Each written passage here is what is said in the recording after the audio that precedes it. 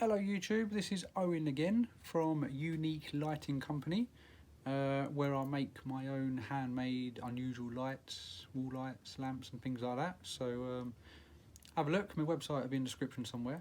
Going to do a few videos showing you some tips and techniques that I use, mainly working with wood but other things too. Today I'm going to be talking about plug cutters, which are what I use in woodwork. And basically what they do, they consist of two pieces. It's a way of doing a nice strong fix in two bits of wood and keeping it nice and neat and hidden. Basically you use one piece, which is the cutter, which cuts little wooden plugs out of a piece of wood, and then another piece puts a nice countersink in the piece of wood as well. So that basically you can drill a hole, countersink, put a screw in it, and then you use a plug which you've cut with this, and the plug then hides the fixing. So you put a wooden plug in and then you cover up the screw or the fixing you've done, and by the time it's all cut and sanded, it's really neat and gives you a lovely hidden fixing. So yeah, first job we're going to do is I'm going to use the plug cutter in the pillar drill just to cut the plugs. All you want for this is a piece of wood which is the same as the wood you're working with, and then the idea is the plug is made out of the exact same wood so it blends in nicely. So today it's just a piece of this normal light pine wood, so I'm just going to cut a few plugs, which is pretty straightforward. I'm just going to get a good picture here for you. Sorry, this is just me and my iPhone. I've got no fancy setup or anything, so all I'm going to do is just come down, not all the way through the wood, because then the plug will come out and it'll be jammed up. So I'm just going to come down sort of like 3/4 of the plate way of the wood, and then I'll come back to you in another video once this is done, and I'll show you the assembly. So I'll just do a few of these to show you how easy it cuts. I personally wouldn't even attempt to try and do this in a hand drill, because you really want a nice, smooth, neat cut. So in a hand drill it's not going to cut it straight, it's going to be harder. So it's just a basic pillar drill, it's nothing expensive, one of the cheapest ones I could find really, which has done me great for a few years now. So anyway, I'll just cut a few of these and then I'll come back to you on putting what I'm doing together. So here we go.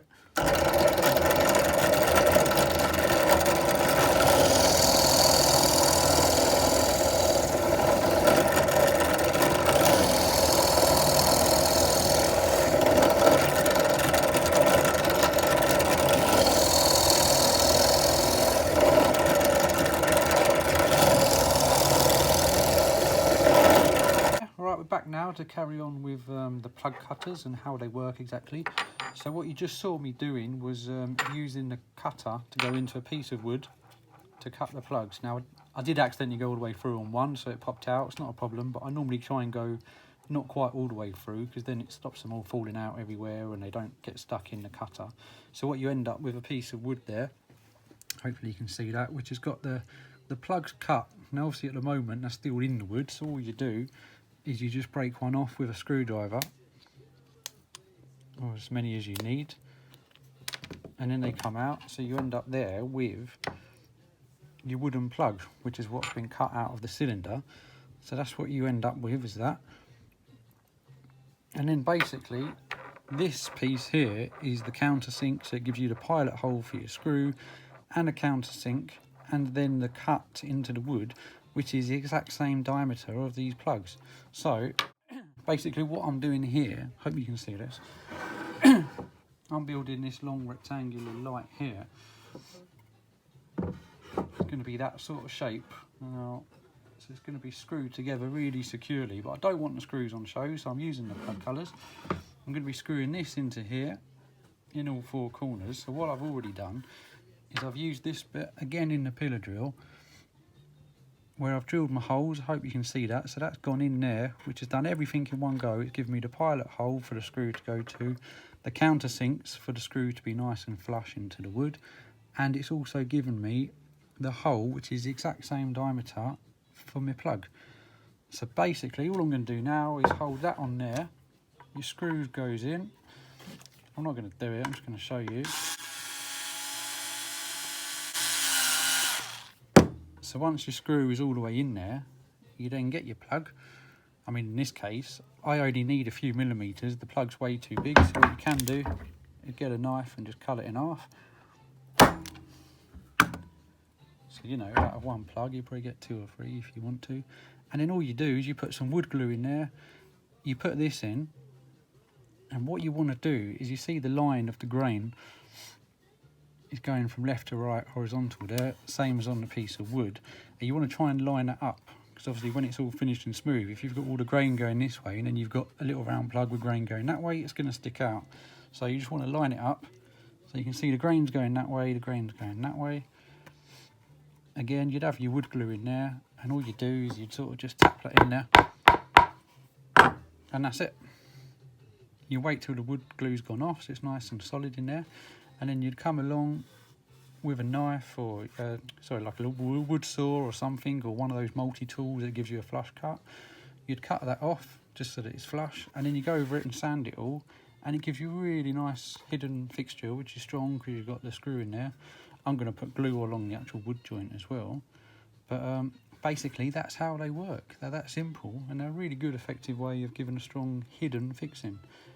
You can be, if you want to be even more sort of exact, is where you look at where your hole's drilled, where your plug's going to go. You can even try and match up with the certain piece of wood. For example, if you've got a really light patch like there, you could cut a hole from that bit which has got hardly any grain in it. If you're doing a hole with more grain in the wood, then you'd cut a hole from a piece with more grain in it, so it'd blend in even more. You know, if you want to be that exact, you can be, but once it's in and it's sanded and it's smooth and it's varnished or whatever you're doing, you're not really going to notice it. It gives you a lovely hidden fixing. So yeah, it's just a great way of giving you a plug out of the same material so that it matches. I mean, you know, if I'm making a light out of a lovely bill of oak, I'll then cut my plugs out of a lovely matching bill of oak so it blends in nicely. So yeah, anyway, I'm going to get on with the rest of the light now, and I'll stick in a couple of photos of when it's done so you can see just how nice a fixing it gives and how it's all hidden once it's finished. So, well, here we are. Here is just to show the results. I thought it would be better than just a photo. Here's the light I was making earlier with the 4 pieces all screwed together, using the plug cutters, as I'll show you a close up in a minute. I've added on the lamp holders and that, so it's starting to look a bit like a light now, or it will do. And as you can see, where they're screwed in here, you can really just about see the circle where the plug cutters have made a perfect round hole and it's gone in and hidden the screw. So that's what they do. There you go, on that corner as well. And now whatever you do to the wood, varnish it, wax it, paint it, whatever, it's going to blend in nicely. So anyway, that's the result of using plug cutters. Anyway, my next step now with this, believe it or not, is to take a blowtorch to it, and I'm going to burn it. So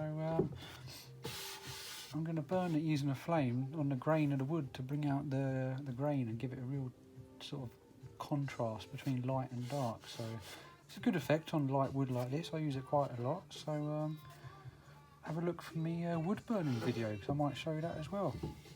See what you think of that. Anyway, hope it's been of use to someone.